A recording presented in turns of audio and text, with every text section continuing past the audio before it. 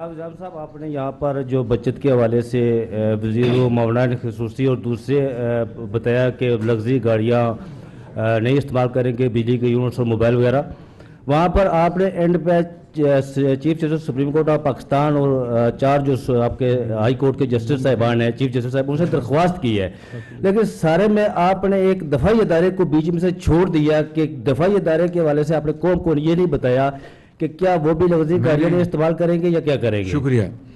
دیکھیے کہ میں نے عدالت عظمیٰ سے میں درخواست کر سکتا ہوں نا، اور یعنی یہی مروجہ طریقہ ہے. گو کہ گورنمنٹ کا کوئی اختیار ہے، لیکن یہ ایک ادارہ ہے جس نے انصاف دینا ہے، تو اس کو میں نے درخواست کی ہے. میں سمجھتا ہوں کہ میرے حوالے سے یہی مناسب بات ہے، اور صوبوں کو میں نے کہا ہے. اب جو عسکری ادارے ہیں اس کے بارے میں جو آپ نے بات کی ہے، اس حوالے سے میں یہ کہنا چاہتا ہوں کہ ہم نے ان سے رابطہ قائم کیا. انہوں نے پازیٹیو ہمیں جواب دیا ہے کہ جو غیر جنگی اخراجات کے حوالے سے انشاءاللہ وہ ایک پازیٹیو انہوں نے ہمیں دیا، جو اب آئے گا یا وہ خود ہی اس کا اعلان کریں گے.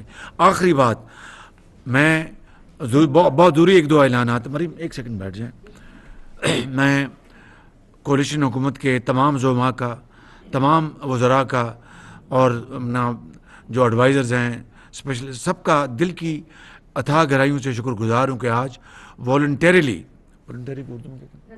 رضاکارانہ طور پر انہوں نے یہ فیصلہ کیا ہے کہ، اور یہ صرف سمبولک نہیں ہے، یہ جو بوجھ ہے خرچے کا.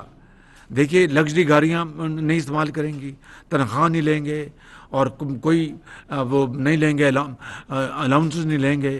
یہ معمولی بات نہیں ہے، اس کو اپریشیٹ کرنا چاہیے. تو میں تمام زعماء کا جناب